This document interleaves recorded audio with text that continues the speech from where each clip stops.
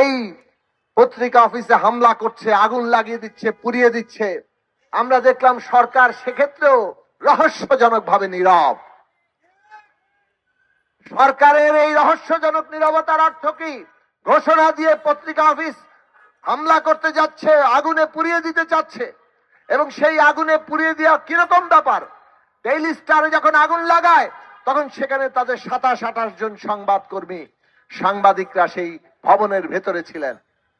তারা আগুনে আটকা পড়ে গেছেন, নিঃশ্বাস নিতে পারছিলেন না। এই রকম অবস্থায় সেখানে ফায়ার ব্রিগেডের গাড়িও আসতে দেওয়া হয় না। আমাদের পুলিশ, আইন শৃঙ্খলা বাহিনী তারা কি করছিল? সরকারের কোন কোন উপদেষ্টা কে ওখানে গিয়েছেন, কি দায়িত্ব পালন করেছেন, সেই জবাবদিহি সরকারকে করতে হবে। নাকি সরকার ফ্যাসিবাদী পতিত ফ্যাসিস্টরা যে ভয়ের রাজত্ব কায়েম করছিল, আজকে তার বিপরীতে আরেক দল নতুন ভয়ের রাজত্ব কায়েম করতে চায়, এবং সেইটাকে কি সরকার পৃষ্ঠপোষকতা দিচ্ছে? এক ফ্যাসিবাদের পাল্টা আরেক ফ্যাসিবাদের দ্বারা সেইখানে জন্ম কিংবা তাদের উত্থানে সহায়তা করছে। আজকে এই প্রশ্ন বাংলাদেশের মানুষকে করতে হবে, এবং আমাদের সতর্ক সচেতন হতে হবে, ঐক্যবদ্ধ হতে হবে। জুলাই গণ অভ্যুত্থানের রায় ছিল বাংলাদেশ গণতান্ত্রিক বাংলাদেশ হবে। এইখানে মত পার্থক্য থাকবে, বিরোধ থাকবে, রাজনৈতিক দল আলাদা থাকবে, মতাদর্শের পার্থক্য থাকবে, কিন্তু কোন জবরদস্তি কায়েম করা চলবে না।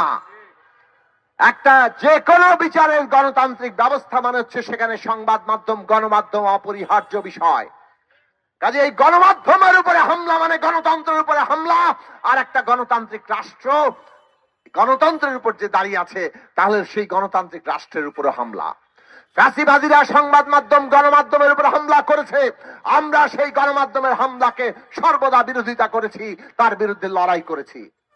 আজকে গণ অভ্যুত্থানের বাংলাদেশে অভ্যুত্থান পরবর্তীকালে যখন আবার সংবাদ মাধ্যমে আরেক পক্ষ এসে হামলা করছে, আমরা তখন স্পষ্টভাবে তার বিরুদ্ধে লড়াই করছি।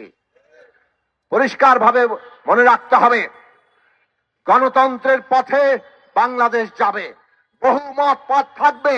রাজনৈতিক দলগুলো, বিভিন্ন শক্তি, তারা তাদের নিজস্ব রাজনৈতিক কর্মসূচি, তাদের নানান ধরনের অবস্থান, মতাদর্শ, সেটা নিয়ে তারা সমাজে কাজ করবেন। কিন্তু সমাজে যদি তারা জবরদস্তি কায়দায় এইটা চাপিয়ে দিতে চান, তাহলে বাংলাদেশের মানুষ সেটা গ্রহণ করবে না। বাংলাদেশের মানুষ আওয়ামী লীগের জাতিবাদী ফ্যাসিবাদ গ্রহণ করে নাই। কোন একটা শক্তি আজকে যদি ধর্মবাদী ফ্যাসিবাদ কায়েম করতে চান, সেইটাও মানুষ গ্রহণ করবে না। বাংলাদেশ পরিষ্কার ভাবে গণতন্ত্রের পথে যাবে। এইটাই অভ্যুত্থানে আমাদের শত শহীদের, তাদের রক্তের ঋণ, তাদের শত আহত যোদ্ধার আহ্বান। কাজেই আমরা পরিষ্কার ভাবে আজকে সরকারকে বলি, ওসমান হাদিকে যারা হত্যা করেছে তাদের অবশ্যই গ্রেফতার এবং বিচার করতে হবে। সমস্ত জুলাইয়ে যে হত্যাযজ্ঞ হয়েছে তার সবগুলোর বিচার করতে হবে। আপনারা বিচারের কাজ যদি এগিয়ে নিতে না পারেন, ওসমান হাদির হত্যাকারীদের যদি গ্রেফতার করতে না পারেন, জবাবদিহি আপনাদের করতে হবে। আর আজকে যারা নির্বাচন বানচালের চেষ্টা করছে, একদিকে হত্যাকাণ্ড চালিয়ে পতিত ফ্যাসিস্টরা, অন্যদিকে এই ওসমান হাদির ক্ষোভকে পুঁজি করে,